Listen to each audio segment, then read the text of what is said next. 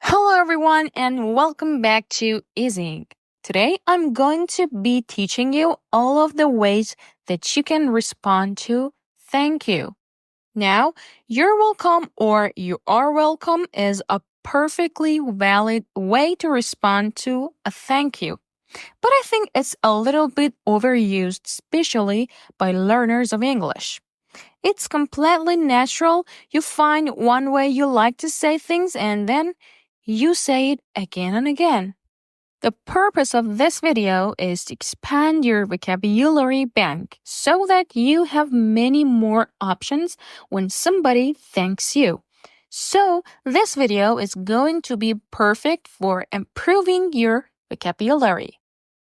So, today I'm going to share with you the best alternatives to you're welcome that will upgrade your English. Ready to transform your conversations?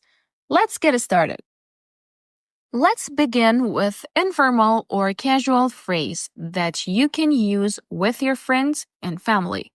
The first one is you're welcome, but let's expand on that a little bit. If you really want to emphasize that their thanks has been taken into consideration, you can say you're very welcome. This is quite a British one, I think. For example, thank you so much for packing my shopping for me. Oh, you're very welcome. Number 2. This one is slightly more American. It's no problem. No problem. Bear in mind that the older generations seem to dislike this one, so keep that in your head if a slightly older person is thanking you. An example. Thanks for the help today. No problem, I enjoyed helping you. Number 3. The third way to respond to thank you is thank you. But this one is all about the emphasis.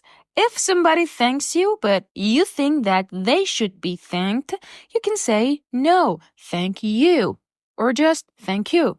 For example, thanks for accepting the invitation. Thank you. I'm emphasizing that really I should be thanking them because they invited me somewhere. Number 4. This one is much more formal if we say it in its entire form. It's the pleasure is mine. The pleasure is mine. You can also shorten it to make it less formal by saying my pleasure or simply pleasure. That's very casual. For example, thanks for taking the parcel in for me. Pleasure. That's a short way of saying it was my pleasure or the pleasure is mine or was mine. Number 5 is a very friendly one. Only use this with people you know well. It's, I know you'd do the same for me. For example, I'd like to thank you for looking after my cat so well. The response, I know you'd do the same for me. I know you'd look after my cat, so I looked after yours. Even Stevens. Number 6 is much more casual and it's slightly less heartfelt. You might say this if you don't really care or if somebody is thanking you for doing something that you might not have wanted to do, but depending on the intonation and the tone of voice. It can also be quite warm. That's all right. So I could say, thank you for picking me up from the station. I could say either, that's all right, or that's all right. My tone of voice is telling you everything you need to know there. Number 7 is a very casual one. It's no worries. No worries. In use, thanks for letting me know that my car alarm was going off. No worries, I thought I'd better tell you. The next one is very British. It's quite self-deprecating. It's don't mention it. Don't mention it. For example, thank you so much for bringing the dessert. Oh, don't mention it. It was a lot of effort to bring dessert probably, and they probably do want you to mention it, but we just say don't mention it because, it was nothing. Number 9 is very heartfelt. It was the least I could do. For example, thank you for visiting me in hospital. Oh, it was the least I could do. Again, very British, very self-deprecating. Number 10 is quite casual. It's anytime. Thank you for stopping by. Ah, anytime. It's quite a generous response. I like this one.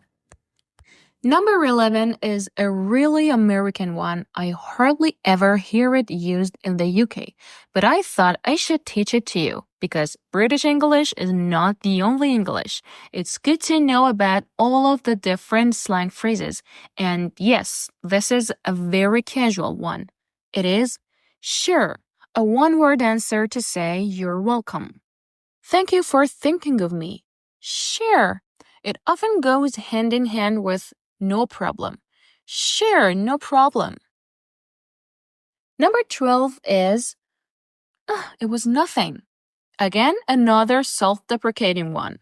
It is a way of saying that what they are thanking you for was no extra effort. Thank you for picking my kids up from school. It was nothing. My kids already needed picking up. No extra effort here.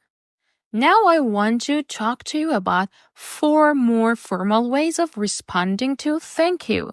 These are more likely to be used in business situations or maybe in a shop or restaurant. Number 1 is very British. It's quite old-fashioned and it is much obliged. Much obliged. The full formal way of saying is I'm very much obliged to you. For example, thank you so much, doctor. I'm very much obliged to you. I actually experienced this one in use the other day at a shoe shop. I said thank you so much after paying, and he said, much obliged. And I thought, oh, I haven't heard that phrase in a while. I'm gonna put it in a video. And by the way, that guy had an amazing accent. Number 2 is a more formal way of saying you're welcome. It is you're most welcome. Now this does sound very posh, so I wouldn't use it willy-nilly. Willy-nilly means without careful thought or planning.